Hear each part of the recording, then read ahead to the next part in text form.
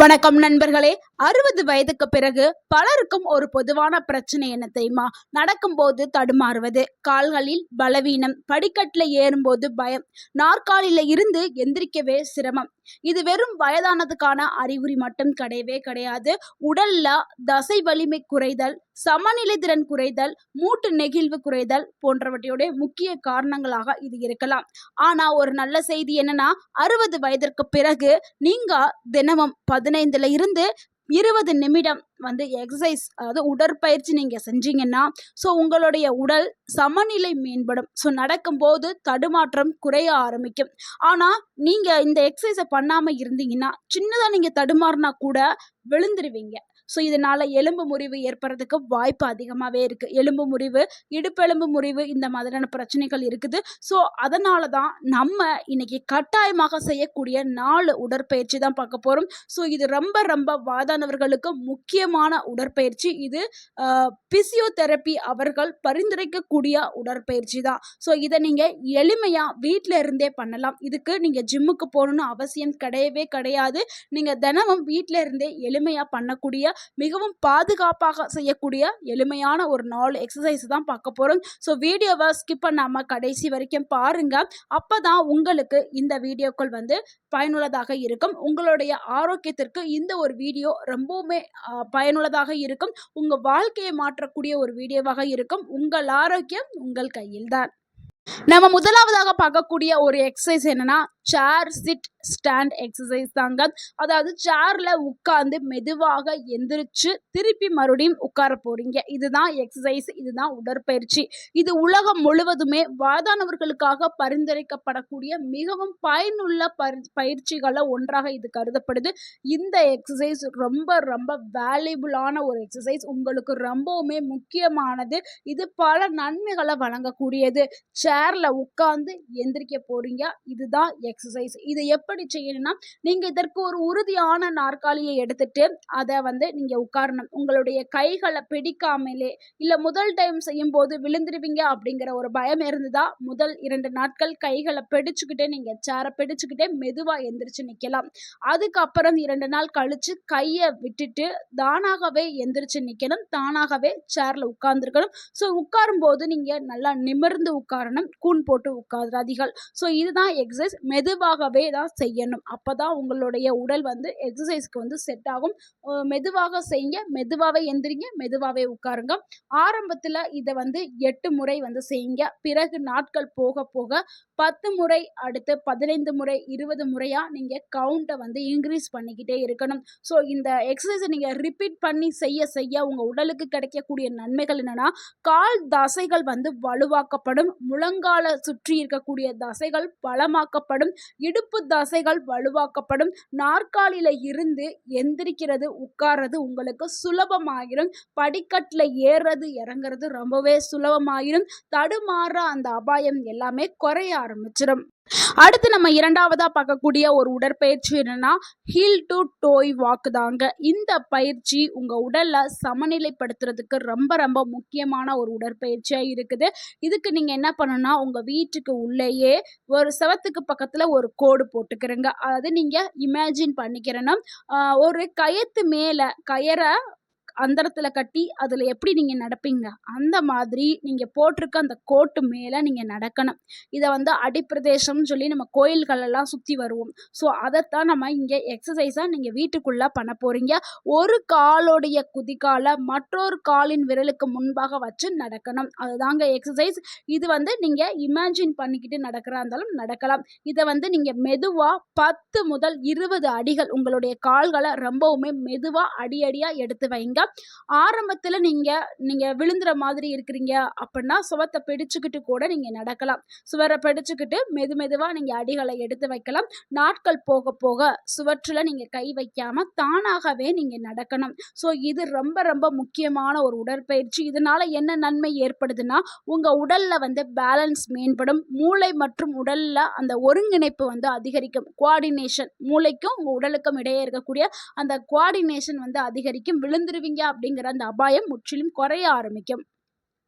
அடுத்து நம்ம 3வதா பார்க்கக்கூடிய ஒரு எக்ஸசைஸ் என்னன்னா, சிங்கிள் லெக் ஸ்டாண்ட் எக்ஸசைஸ் தாங்க. இது ஒரு கால்ல நின்று பண்ணக்கூடிய ஒரு உடற்பயிற்சி. இது ரொம்பவுமே எளிமையான பயிற்சி. ஆனா மிகவும் பயனுள்ளதாக இருக்கக்கூடிய ஒரு பயிற்சி.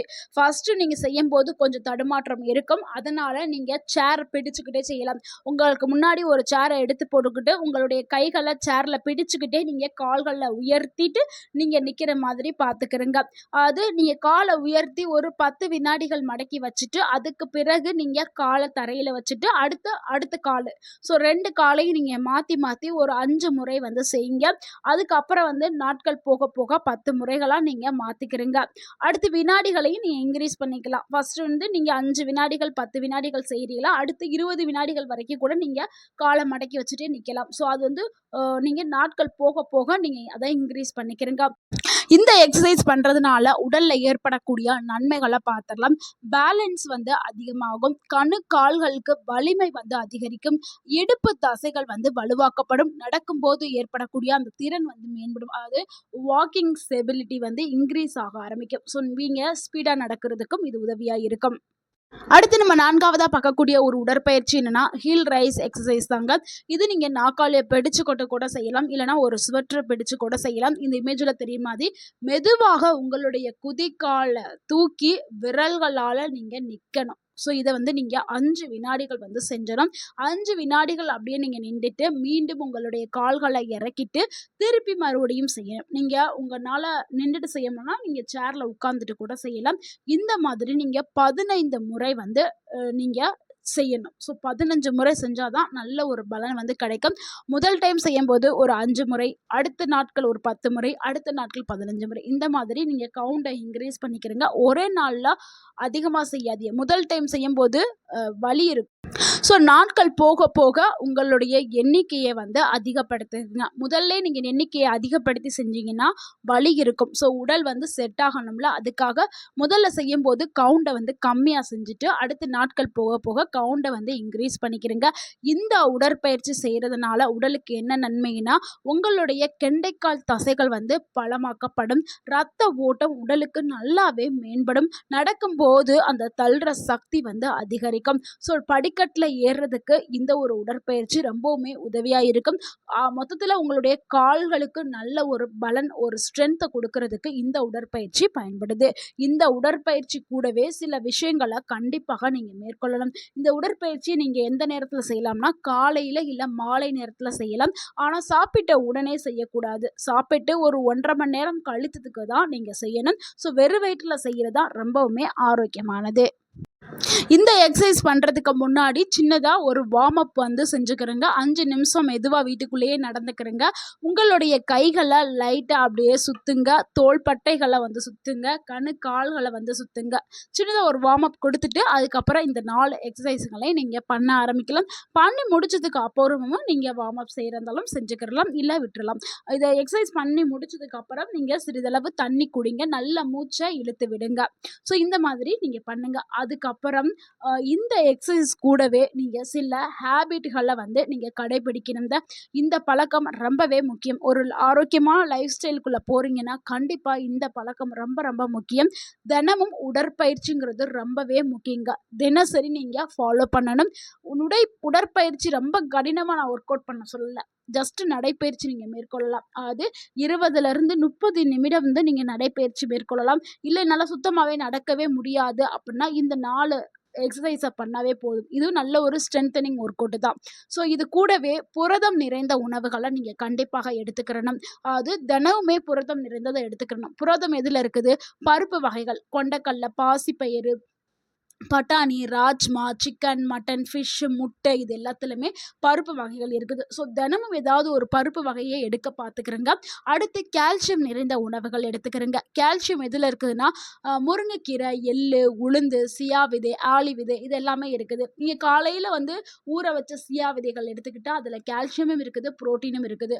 அடுத்து விட்டமின் டிக்காக என்ன பண்ணுறீங்கன்னா, விட்டமின் டியும் உடலுக்கு ரொம்ப ரொம்ப அவசியம். ஏன்னா வயது ஆக ஆக உடலில் வந்து விட்டமின் டி குறைபாடு ஏற்படும். ஸோ வந்து விட்டமின் டியை வந்து நீங்கள் ஃபில் பண்ணுறதுக்கு சூரிய ஒளியை பார்த்து ஒரு 15 நிமிடம் நீங்கள் உட்கார்ந்துருக்கலாம், இல்லை நடக்கலாம், இல்லை யோகா, மூச்சு பயிற்சி ஏதாவது செய்யலாம். அதே மாதிரி விட்டமின் டி எந்த உணவில் இருக்குன்னா முட்டையோடைய மஞ்சக்கருவில் இருக்குது. கண்டிப்பாக வந்து முட்டையோட மஞ்சக்கருவை சாப்பிடணும் விட்டமின் டிக்காக. அடுத்து வந்து காளானில் வந்து இருக்குது. ஸோ அது வந்து எடுத்துக்கிறோங்க. அடுத்து வந்து தண்ணி ஒரு நாளைக்கு வந்து 2லிருந்து 3 லிட்டர் வந்து தண்ணி வந்து கண்டிப்பாக குடிக்கணும். ஏன்னா வயது அதிகரிக்கும் போது வயதானவர்களுக்கு அந்த தாகம் ஃபீல் வந்து குறைஞ்சிரும். இதனால தண்ணி வந்து ரொம்பவுமே குறைவாக தான் குடிப்பாங்க. தண்ணி குறைவாக குடித்தா என்னாகும், கிட்னி சார்ந்த பிரச்சனைகள், சிறுநீரகம் சார்ந்த பிரச்சனைகள் எல்லாமே வர ஆரம்பிச்சிடும்.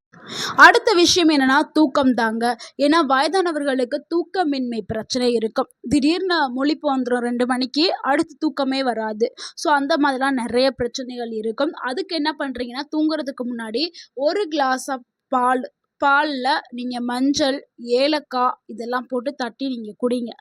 அப்புறம் பாதாமையும் அது கூட நச்சு போட்டு நீங்கள் குடிங்க. இந்த மாதிரி நீங்கள் குடிச்சிங்கன்னா நல்ல ஒரு தூக்கம் வந்து உங்களுக்கு கிடைக்கும். ஸோ தூக்கம்ங்கிறது ரொம்ப ரொம்ப முக்கியம். 7லிருந்து 8 மணி நேரம் கம்பல்சரியாக நீங்கள் தூங்கி எந்திரிக்கணும். அப்போ தான் உங்கள் உடல் வந்து ஆரோக்கியமாக இருக்கும். தூக்கம் இல்லாமல் இருந்தீங்கன்னா பல நோய்கள் வர்றதுக்கு அது வழிவகுக்கும். ஸோ தூக்கம்ங்கிறது ரொம்ப ரொம்ப முக்கியம். ஸோ நம்ம சொன்ன இந்த எல்லா டிப்ஸையும் நீங்கள் சேர்த்து ஃபாலோ பண்ணாதான் கண்டிப்பாக 100 வயதை தாண்டியும் ஆரோக்கியமாக இருக்கலாம். நோய் நொடி இல்லாமல் ஆரோக்கியமாக இருக்கலாம். ஸோ இந்த எல்லா விஷயமே ஃபாலோ பண்ணுங்க. நம்ம இன்னைக்கு பார்த்த இந்த தகவல் உங்களுக்கு பயனுள்ளதாக இருந்திருந்தா இந்த வீடியோக்கு ஒரு லைக் பண்ணுங்க. இந்த வீடியோவை உங்களுடைய ஃப்ரெண்ட்ஸ் அண்ட் ஃபேமிலிக்கு ஷேர் பண்ணுங்க. மறக்காம நம்ம சேனலை சப்ஸ்கிரைப் பண்ணுங்க, சப்போர்ட் பண்ணுங்க, கமெண்ட் பண்ணுங்க. தேங்க்யூ ஃபார் வாட்சிங் அண்ட் வாழ்க வளமுடன். உங்கள் ஆரோக்கியம் உங்கள் கையில் தான். நன்றி, வணக்கம்.